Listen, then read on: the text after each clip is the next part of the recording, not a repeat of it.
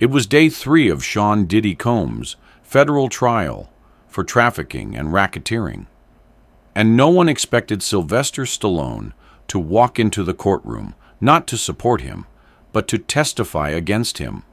Before we dive into this powerful story, don't forget to like and subscribe.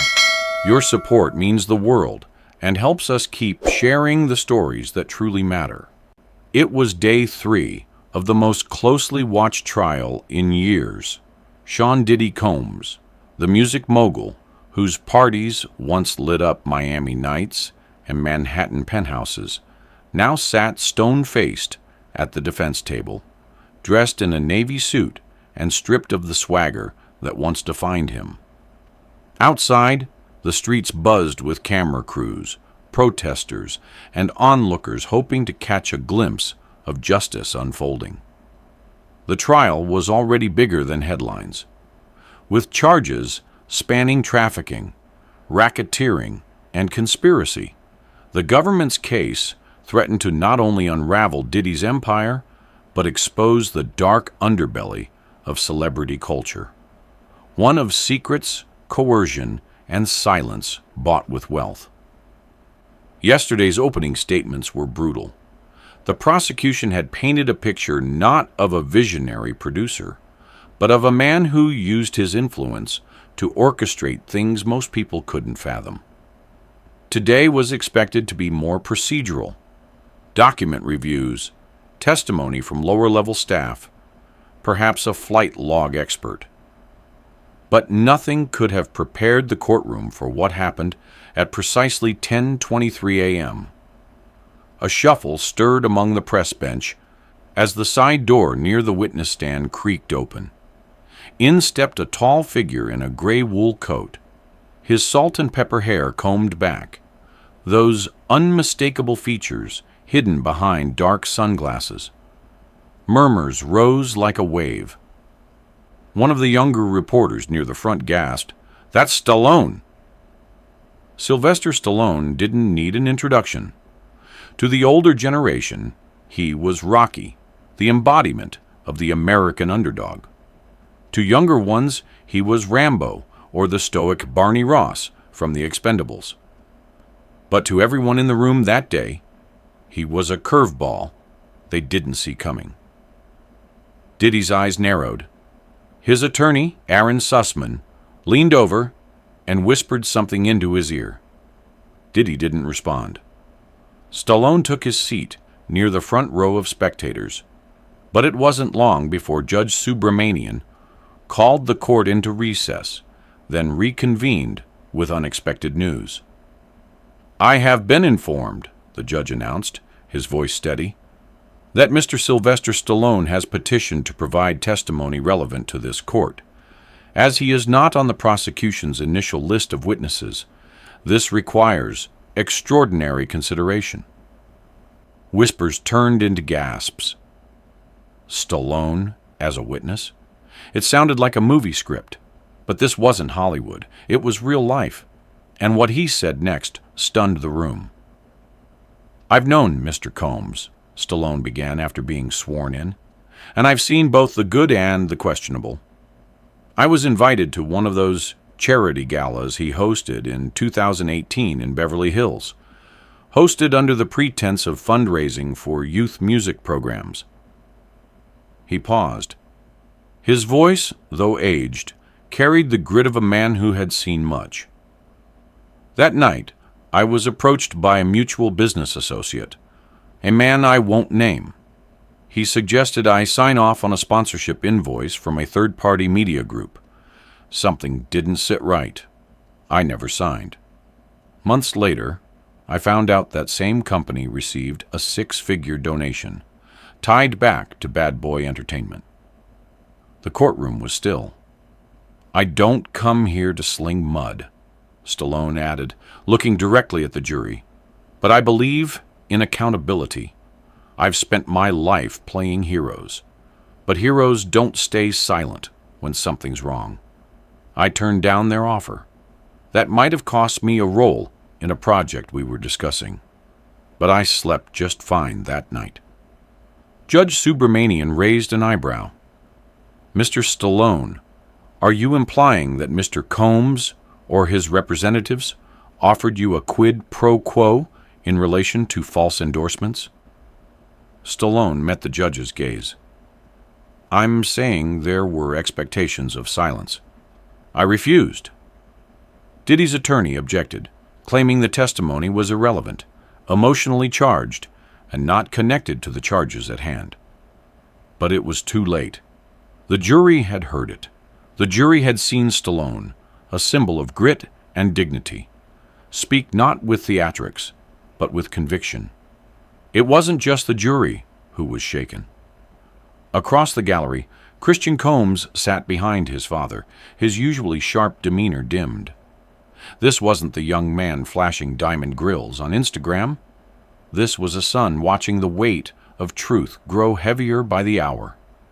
He had stayed silent on day one, protected by sealed documents and vague allusions. But now, as Stallone's words echoed in the courtroom, Christian's face was pale, drawn. He looked like someone realizing that the foundation beneath him was not as solid as he believed. Back in L.A., the entertainment world erupted. TMZ flashed Stallone's quote across the ticker. Fox News aired it on loop. On MSNBC, a panel debated whether Stallone's stance would be remembered as a cultural turning point, the moment the celebrity code of silence cracked. On Black Twitter, 2 hashtags trended simultaneously: Stallone stands and shatter truth over fame. In the East Village, an old jazz producer named Terry Dalton, who once worked with Bad Boy Records in the 90s, watched the news unfold with mixed emotions. I've seen that man, Terry muttered to a friend, pointing at Diddy's image on the screen. He built something huge, no doubt, but somewhere along the line, he stopped building and started burying. Even those who had once attended Diddy's famous White Sands weekend, yacht parties in Nassau with flowing champagne and private performances, began to reconsider what they'd seen and ignored. One anonymous DJ texted a Rolling Stone reporter, "We joked about how scripted everything felt, but now it's not funny anymore." Back in the courtroom, Diddy looked shaken for the first time. Not angry, shaken. For decades, his charm, business savvy, and cultural capital had made him untouchable. But today, a man whose fame rivaled his own had stepped into his world and refused to play by the script. As the court adjourned for lunch, reporters dashed outside to file updates. Spectators whispered about Stallone's moment. A woman in her 60s, wearing a Run DMC hoodie and holding a coffee, turned to a younger man in a Yankees cap. "You think this changes things?" she asked. The man nodded slowly. "Yeah, it's different when it comes from someone they respect. Not just the media, but him." At that moment, Christian Combs walked quietly through the side exit, his security detail close behind. A reporter called out, "Christian, will you take the stand?" He didn't answer. But for the first time, he looked unsure. Not of the world, but of where he stood in it. As the courtroom reconvened after the midday recess, the energy had shifted. The casual murmurs that often accompanied a federal proceeding were gone, replaced by a kind of stillness that settled like dust after an unexpected storm. The bench was quieter. The press pool scribbled faster. Even the judge, who had seen his share of high-profile cases, tapped his gavel with a slower hand. It was clear to everyone in that room. Stallone's testimony hadn't just added drama. It had pierced something deeper. Diddy returned to his seat, shoulders drawn in slightly more than before, jaw tight. He hadn't spoken to his attorneys during the break. He hadn't even looked back at his son. Christian, now seated a row behind, stared straight ahead, with his hands folded tightly in his lap, his phone turned off in his coat pocket, a rare gesture of full presence in a young man usually glued to the digital world. He looked older than the day before.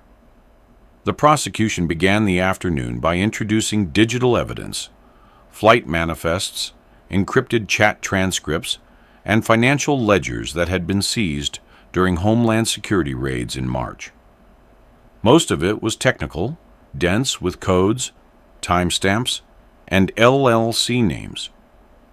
Yet through it all, a story emerged. A network. Private jets chartered from Van Nuys Airport to West Palm Beach, guest lists sent via secure messaging apps, and payment confirmations issued by accounts connected to entertainment subsidiaries no one had heard of until now. But what caught the courtroom's attention wasn't the names of shell companies.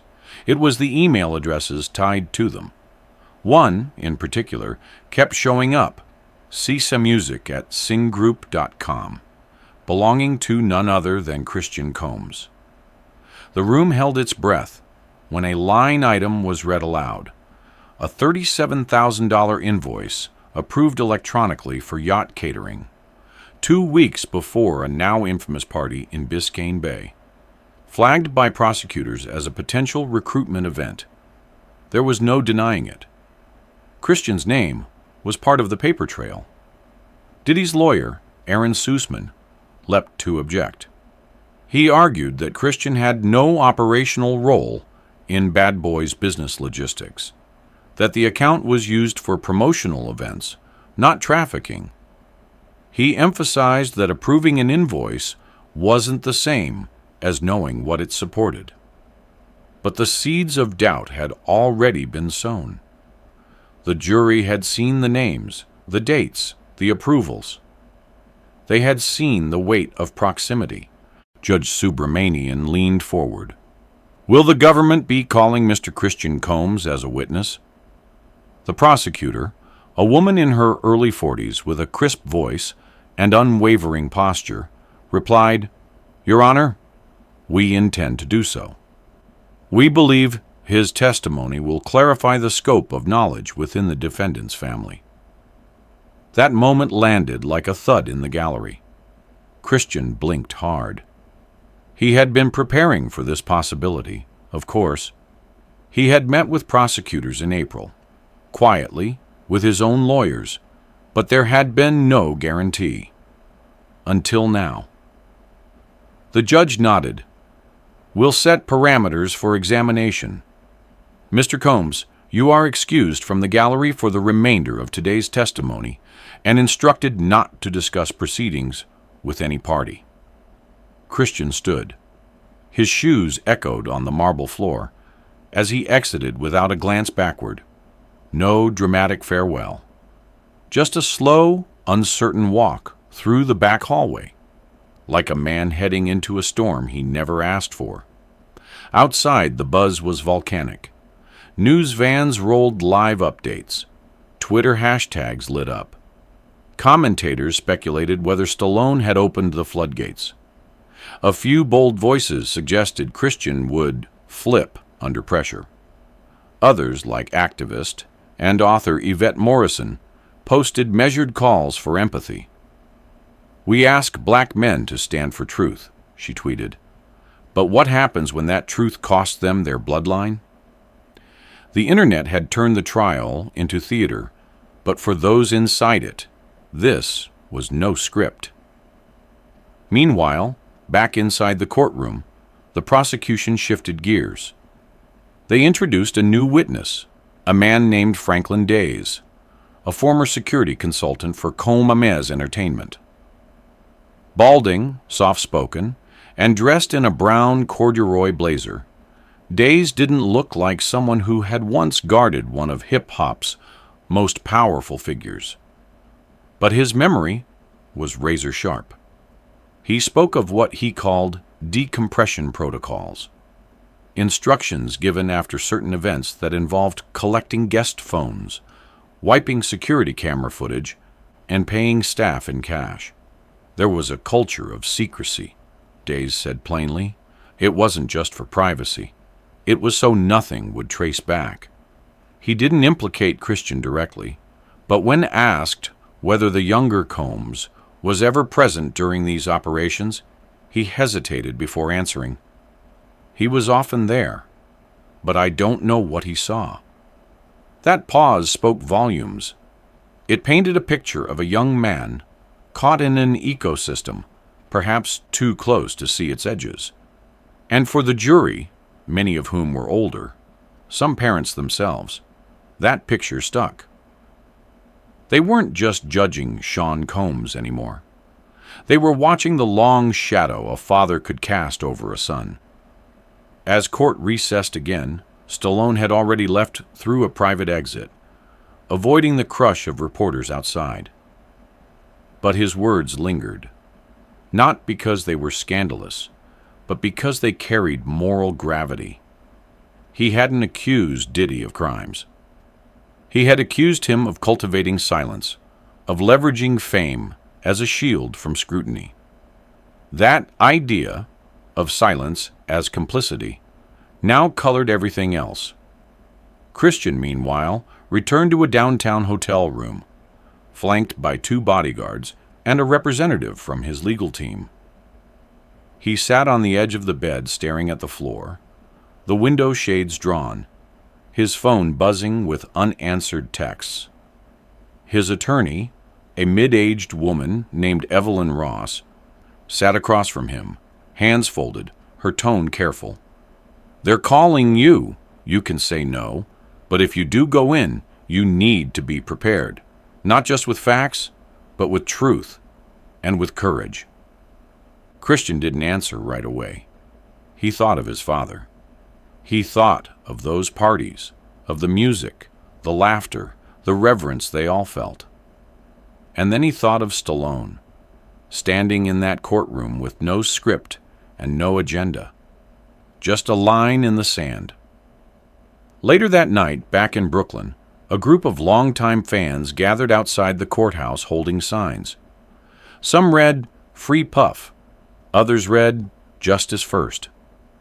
One older man in a denim jacket with faded the notorious B.I.G. patches leaned on the railing, shaking his head. "I watched Diddy rise from nothing," he said. "But maybe somewhere along the way, the empire became more important than the people." A few blocks away, in a quiet diner still open past midnight, a waitress wiped down the counter as the TV above played clips from the trial. She turned to her last customer of the night, a gray-haired schoolteacher grading papers over pie. "You ever think about what you'd do if your kid had to testify against you?" she asked. The teacher looked up slowly, pen paused in hand. "If I raised them right," he said after a moment, "I'd hope they'd tell the truth, even if it hurt." Christian stood alone later that night on the hotel balcony, the Manhattan skyline glittering in the distance. He wasn't ready yet, but something inside him was shifting.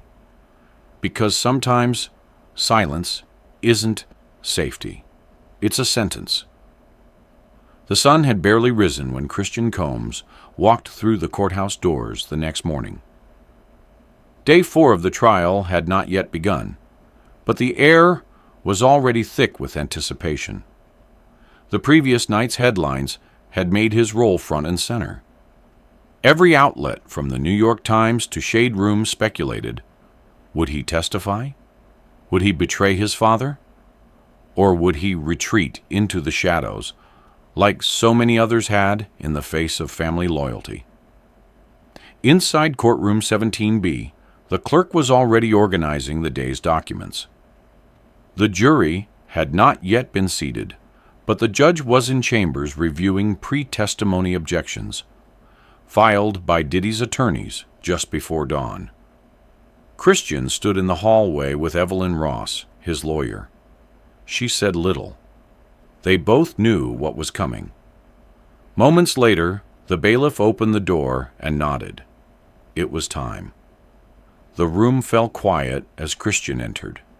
He looked different now, more solemn, more grounded, like someone who had aged a few years overnight. He took the stand without a glance toward his father.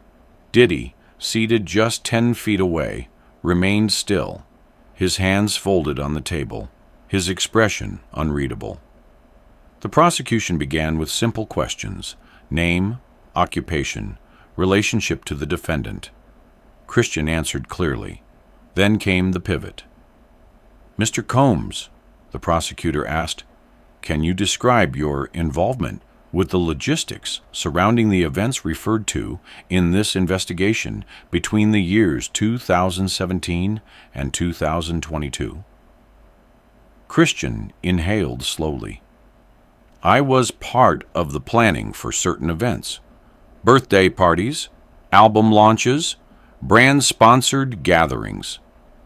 I was often asked to coordinate flights, manage guest lists, handle invoices for vendors. And were you aware that many of these events involved the transportation of individuals across state lines, often with little to no transparency about the purpose of those trips?" Christian paused. "I wasn't fully aware," he said, "but I began to notice patterns." The courtroom leaned in. "Patterns like what?" "Same guests, same last-minute changes, payments through companies I didn't recognize, people who arrived looking like they didn't know why they were there." "Did you question it?" the prosecutor asked. Christian looked down for a moment. "At first, no. I was raised to trust the people around my father, to believe that everything was handled. But over time, yeah, I started asking questions." "What happened when you did?" "I was told to focus on the music, to let the adults handle the rest." The prosecution then introduced an email string. The subject, "Private flight, Friday." The sender, Christian. Attached, a vendor approval for $19,000 addressed to a catering company in Fort Lauderdale. "Do you recall authorizing this?" "Yes." "Do you recall what the flight was for?" "Not the exact reason, but I know it was connected to one of the closed-door events my father hosted." "Do you believe," the prosecutor continued, "that you were ever misled about the true purpose of these events?" Christian hesitated. "I believe I was kept in the dark." At that moment, Diddy shifted. Barely, but noticeably. It was as if a fracture had opened, not on the surface, but between father and son, a quiet dislocation neither could stop. The defense rose for cross-examination. Sussman approached with the air of a man walking a tightrope. He needed to discredit without destroying. "Christian," he began gently, "do you love your father?" "Yes," came the answer without hesitation. "Do you believe he's capable of organizing a criminal network?" A long pause followed. "I believe he's capable of trusting the wrong people, of losing sight." "But not of knowingly hurting people," Sussman pressed. Christian looked away. "I don't know what he knew. I only know what I saw, and what I didn't." The room was still. It wasn't the kind of dramatic confession Hollywood might write. It was quieter than that, but real, authentic, and that, in many ways, made it more powerful. After Christian stepped down, he didn't look back at his father. He returned to the gallery, head bowed slightly, and took a seat beside Evelyn. The judge called for recess. Outside, the courthouse steps were swarmed with media. People argued in the streets, some shouting that Christian was a traitor, others hailing him as brave. Inside the courtroom, Diddy stared ahead, his hands now clenched. By late afternoon, a different witness took the stand. A forensic accountant who confirmed money trails leading to shell companies and sudden charitable donations timed suspiciously around large withdrawals. But the room remained hung up on the earlier testimony. Christian's quiet confession had changed the emotional landscape. It wasn't just a case about money or power now. It was a story about a father and son standing on opposite sides of truth. As the day wound down, Judge Subramanian called both legal teams to the bench for a scheduling discussion. Opening arguments from both sides had begun to fracture. There was talk of settlement behind closed doors, though Diddy remained adamant. No plea deal, no confession. That evening, Christian returned to his hotel under heavier protection. He didn't speak to press. He didn't post online. Instead, he sat with Evelyn and reviewed the court transcripts. When she asked how he felt, he responded simply, "I told the truth." That's all I had left. In Harlem, a small barber shop with faded Tupac posters on the wall played a clip from the trial on a TV mounted above the mirror. An older man shook his head and said to no one in particular, "You know, sometimes doing the right thing doesn't feel like winning. But it's still right." Back in Brooklyn, Diddy sat in a holding cell, alone. The sound of distant voices echoing through the detention center hallway didn't seem to reach him. He leaned against the wall, eyes closed, playing back the voice of his son, not on a track, not at a party, but on the witness stand, calm and unwavering. The trial continued for days after, with more documents, more experts, and more debate. But what people remembered, what defined the narrative, was Stallone's challenge and Christian's choice. It wasn't just a legal battle. It had become a moral reckoning, a generational confrontation with legacy and truth. And when the verdict eventually arrived, months later, it wasn't celebrated or mourned in the usual way. It was met with reflection. Christian went on to release music again, this time with a quieter tone, more introspective. In interviews, he rarely spoke of the trial, except once on NPR's Fresh Air, where he said, "I didn't do it to hurt him. I did it to stop the hurting, and to remind myself who I am." Diddy, meanwhile, stepped away from the public eye. His team issued no new statements. His companies restructured. And the empire he built remained, but no longer invincible. For those watching, especially the generation who had grown up with Bad Boys anthems and Diddy's relentless hustle, the story wasn't just about downfall. It was about the price of silence, the courage of inconvenient truth, and the reminder that even giants cast shadows long enough to touch their own children. As one courtroom observer wrote in The Atlantic, in the end, this wasn't a trial about guilt or innocence. It was a trial about legacy and how the truth, once spoken, can become the only inheritance that truly matters.